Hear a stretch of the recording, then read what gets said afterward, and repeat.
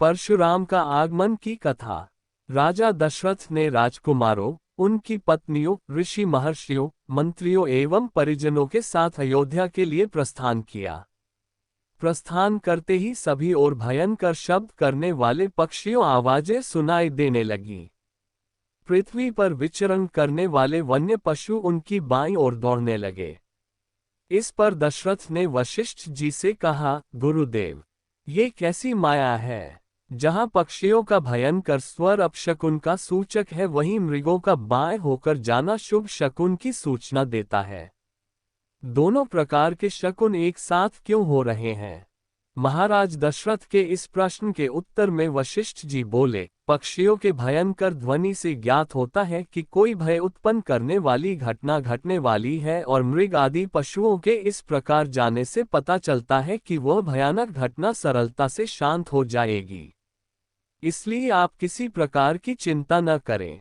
ये वार्तालाप अभी चल ही रहा था कि बड़े जोरों की आंधी आई, परिणाम स्वरूप वृक्ष पृथ्वी पर गिरने लगे।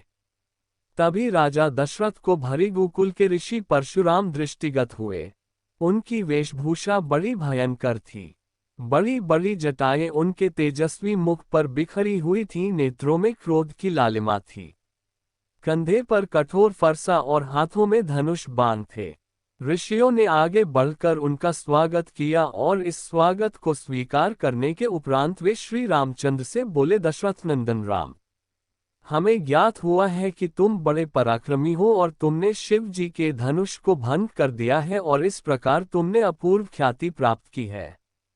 मैं तुम्हारे लिए एक और अच्छा धनुष लाया हूँ। ये धनुष साधारण नहीं है, बल्कि जमदग्नि कुमार परशुराम का है। इस पर बाण चढ़ाकर तुम अपने शौर्य का परिचय दो। तुम्हारे बल और शौर्य को देखने के पश्चात मैं तुमसे द्वंद्व युद्ध करूंगा। परशुराम की बात सुनकर राजा दशरथ विनीत स्वर में बोले, भगवान, आप वेदविद स्वाध्यायी ब्राह्मण हैं। क्षत्रियों का विनाश करके आप बहुत पहले ही अपने क्रोध को शांत कर चुके हैं। आपने इंद्र के समक्ष प्रतिज्ञा करके अस्त्र शस्त्र का परित्याग भी कर दिया है। इसलिए हे ऋषिराज, आप इन बालकों को अभय दान दीजिए।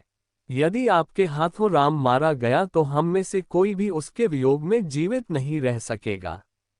परशुराम जी ने दशरथ की बात पर कुछ भी ध्यान नहीं दिया। वे राम से बोले, राम, संसार में केवल दो ही धनुष सर्वश्रेष्ठ माने जाते हैं। सारा संसार उनका सम्मान करता है।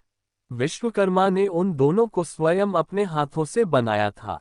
उनमें से एक भगवान शिव के पास था, और उसी से भगवान शिव ने त्रिपुरासुर का वध किया था। तुमने उसी धनुष को तोड़ डाला है। दूसरा दिव्य धनुष मेरे हाथ में है। ये भगवान विष्णु का धनुष है। ये भी पिनाक की भांति ही शक्तिशाली है। एक बार शिव और विष्णु में भयंकर युद्ध हुआ। विष्णु को देवताओं ने श्रेष्ठ मानकर शांत किया। शांत होने पर विष्णु ने भृगुवंशी ऋचिक मुनि को धरोहर के रूप में वह धनुष दे दिया। अपने पूर्व पुरुषों से यह धनुष मुझे प्राप्त हुआ है। अब तुम एक क्षत्रिय के नाते इस धनुष को लेकर इस पर बाण चढ़ाओ, और सफल होने पर मेरे साथ द्वंद्व युद्ध करो। इस प्रकार से परशुराम के द्वारा बार बार ललकारे जाने पर रामचंद्र बोले, हे भार्गव, मैं ब्राह्मण समझकर आपका सम्मान कर रहा हूं और आपके समक्ष कुछ विशेष बोल नहीं रहा हूं। किंतु आप मेरी इस विनयशीलता को पराक्रमहीनता एवं कायरता समझ रहे हैं और मेरा तिरस्कार कर रहे हैं। लाइए, धनुष बाण मुझे दीजिए। ये कहकर उन्होंने झपटकर परशुराम के हाथ से धनुष बाण ले लिए और धनुष पर बाण चढ़ाकर बोले, हे भृगुनंदन, ब्राह्मण होने के कारण आप मेरे पूज्य हैं।